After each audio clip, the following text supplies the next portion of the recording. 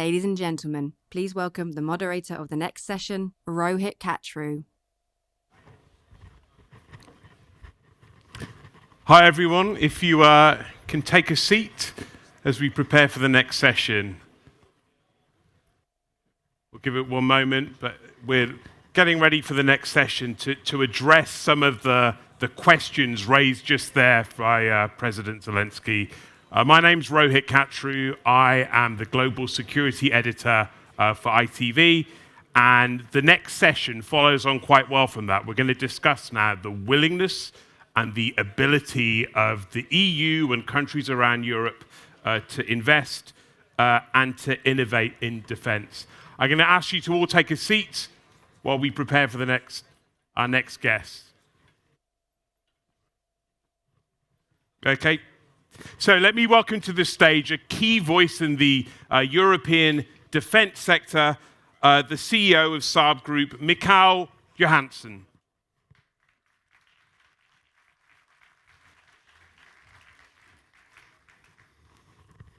Thank you. Well, look, thanks for joining us. It's so interesting to hear just the end of what President Zelensky was saying there.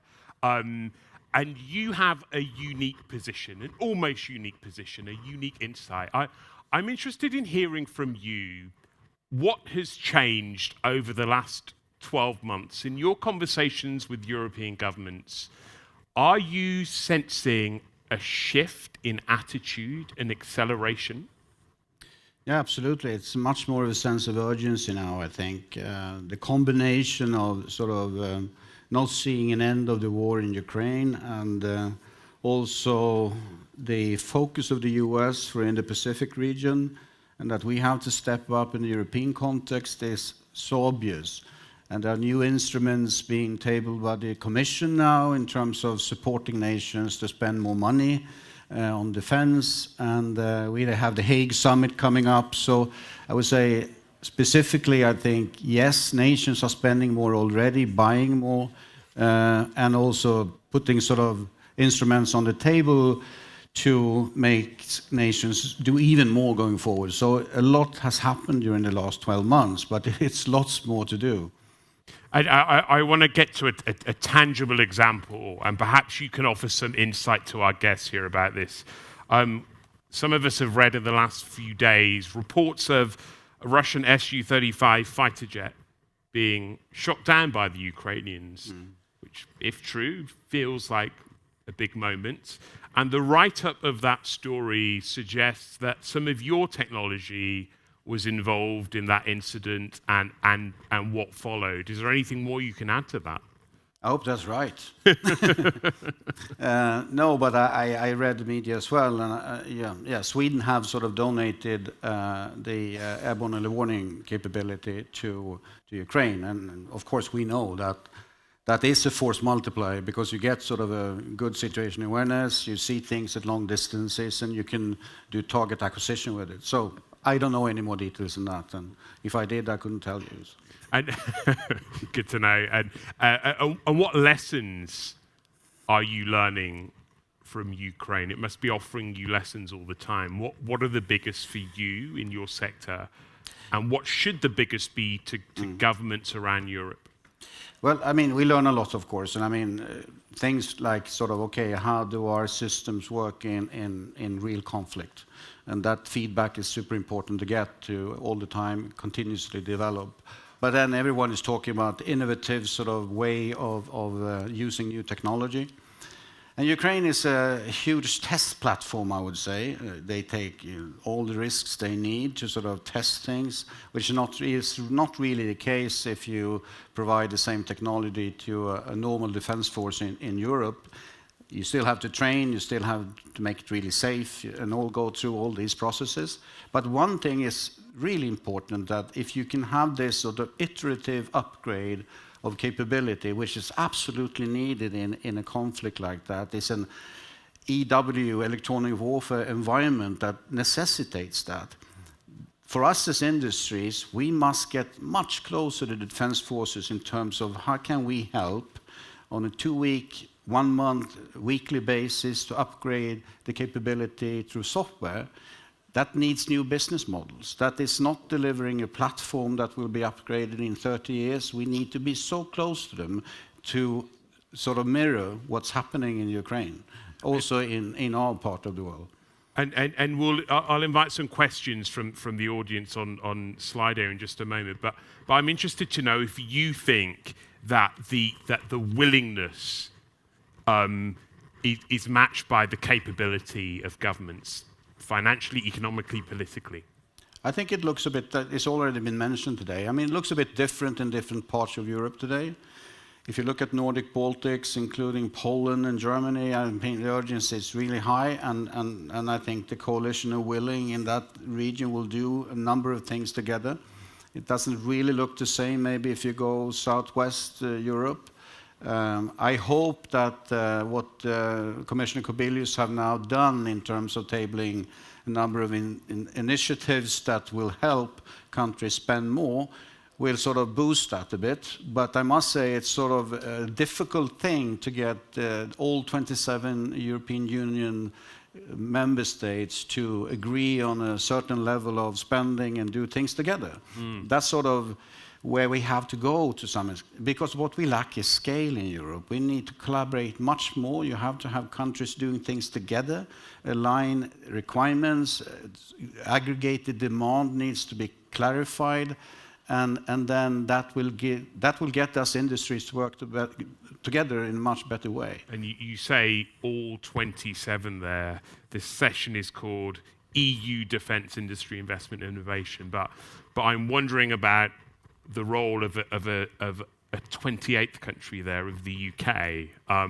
You're from UK, right? Yes, exactly. And so I have a bias in my interest in this question. What role should the UK play outside of the European Union, and you know, what should key governments like French and the Germans within the EU be doing to invite them in? Now, I'd really like to see UK and UK industries being viewed as if they were EU still. I mean, in this area, we really need to be Europeans, and UK is really strong politically, and also, of course, have a strong defense industry. So we should work together as we were sort of EU, all of us. And what that means is that now this safe instrument, for example, where we can sort of borrow money under certain regulations, in terms of, you have to do 65% of the content has to be EU. UK must be part of that. And UK must be able to also have the design authority of things that we do for the European defense capabilities. We're not there yet. When I try to understand what's left after the security agreement that was done now between EU and UK, there's still a bilateral thing to be done to how will UK contribute into this, and also what else, because that needs to happen. We have some questions from the audience here, and let's take one of them from Carl, who asks for you to talk more about the new AI agent center that you've tested on the fighter jet Gripen E. Can you talk more about that and talk about the role of AI more broadly as well? Well, this is definitely a sign that we will see so much more about AI agents in certain parts of capabilities and for full-fledged capabilities going forward.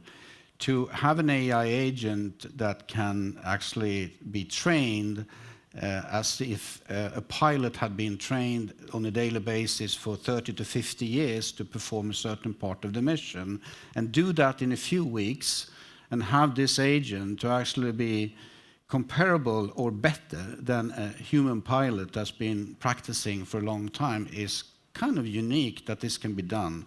And you will see this happening, and there will be agents versus agents going forward. It's not only human versus human in our platform. So this is also a sign of that you have to be possible to upgrade your platforms, and the architecture of the platform has to allow that.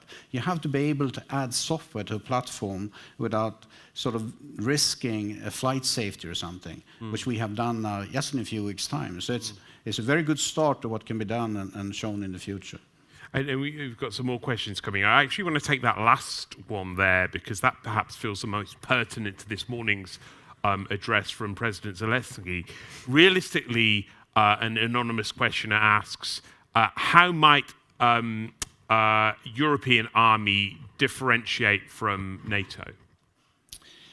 Well, I'm not sort of in the army, and I'm just industry, but in my head, Europeans and EU as an organization has political strength, financial strength to facilitate countries to work together to develop capabilities. We talk about the flagship projects now that's been tabled in the White Book from Kubilius, the commissioner, and that has to be in line with the NATO defense planning process and NATO capabilities. We can't have a separate sort of separate entity doing the same thing. In my head, it has to be nations. NATO is a military organization planning and defining what we need, and then we need EU to come together to do more together, of course, and that can be facilitated by the Commission, which is now happening to a large extent. And this is actually the question I wanted to go to here. There's the next one, so pertinent. How long will it take for European defense companies to increase the production or of military equipment and ammunition to match the current challenges? Now, of course, you get worried when you compare sort of the capacity of our aggressor to the east being maybe 5 times higher still in terms of capacity in certain areas, ammunition, for example, and we can absolutely do more. We have a great foundation of European defense industries, and we can, if we define now the level where we want to be at, the target must be set. Industry will invest more, and we have the capacity to boost this even further.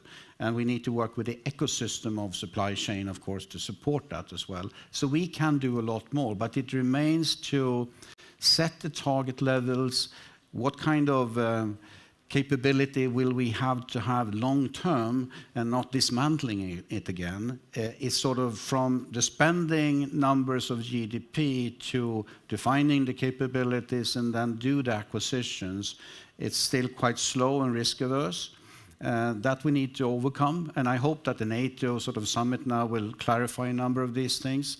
But we can do that, absolutely. We have a great foundation of industries in Europe. And this is about money, but to what extent is it about other things as well, to paraphrase one of the questions here?